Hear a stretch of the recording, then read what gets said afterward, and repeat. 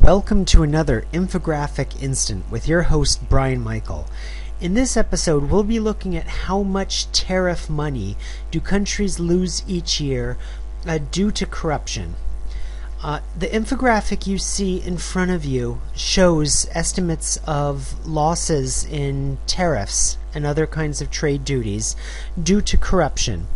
Remember that in a previous infographic we talked about corruption and bribery as a tax, and taxes create wedges between what a country should get and what a country actually does get. So turning our attention to this infographic, we see that the larger countries lose more, particularly because they're supposed to be collecting more customs tariffs, duties, excise, and other types of revenue. So for example, China at 170 million, India, we see smaller countries such as Algeria losing 43 million, South Africa losing 23 million. So the amount of revenue lost really varies across country depending on the bribery penalty, and you can read a bit more about this penalty when you look at the paper on the attached link.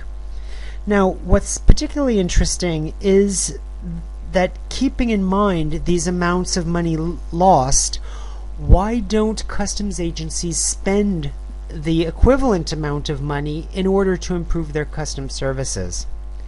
We have been looking at different infographics about the quality of customs administrations across the world, and so we see, for example, Ukraine losing $45 million in a year due to corruption.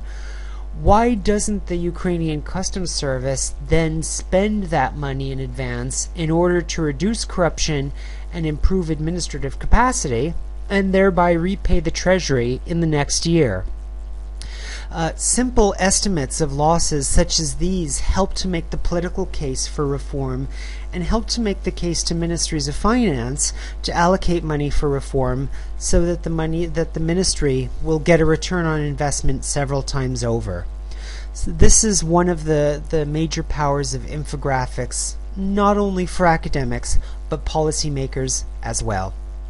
This has been another infographic instant with Brian Michael.